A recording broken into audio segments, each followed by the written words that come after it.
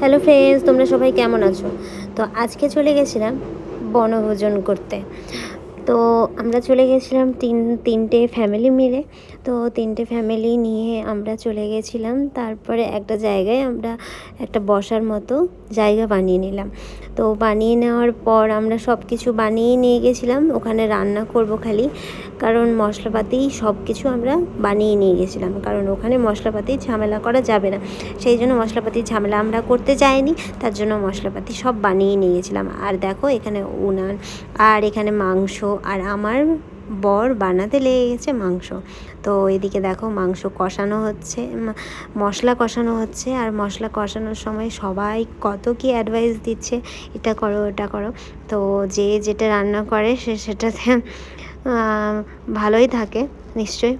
তো এখানে অ্যাডভাইস দিচ্ছে রান্না করার, তো রান্না হচ্ছে। আর এদিকে কিছুক্ষণ পরই মাংসটা দিয়ে দিল। আর কড়াইটা ছিল খুবই ছোট, তো এতগুলো মাংস আর নাড়া যাচ্ছিল না। প্রায় 5 কিলোর মতো মাংস ছিল, দেশি মুরগি। তো আমরা সেই মুরগির মাংসটা রান্না করছিল। তারপরে আমাদের ঝোল দিয়ে দিল।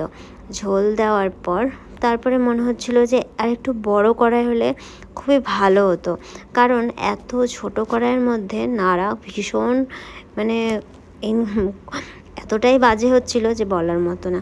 আর এদিকে দেখো কিছুখানি দূরেতে এখন সন্ধ্যাও হয়ে গেল, আর আমরা সেখানে আগুন জ্বালিয়েছিলাম অনেকজন মিলে।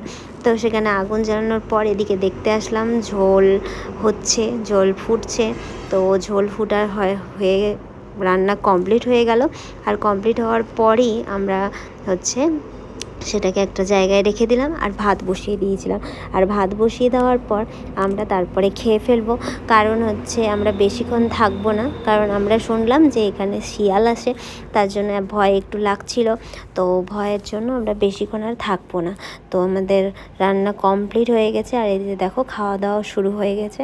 এদিকে দেখো আমরা খাওয়া দাওয়া করতে বসে গেছি, আর সবাই খুব এনজয় করেছি।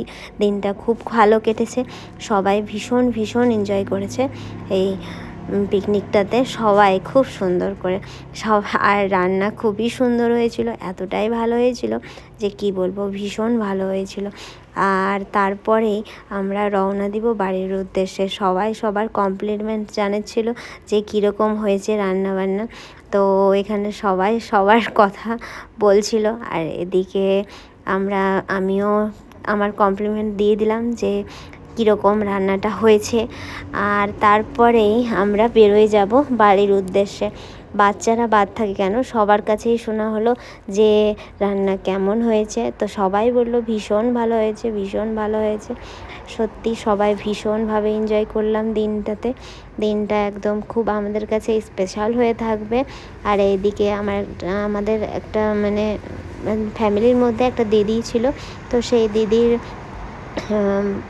আরেকটু কিছু বলছিল। আর লাস্টে পিকনিকে এসে যদি ড্যান্স না হয় সেটা তো ভালো লাগে না। তো তার জন্য এসেই শুরু করে দিলাম, আমরা খাওয়ার সাথে সাথেই শুরু করে দিলাম নাচানাচি। তো ফুল দমে নাচ শুরু হয়ে গেল। তো সবাই একটু একটু নাচ করলো, কারণ আমরাই একটু বেশি নাচ করি, কেউ অত নাচ করে না।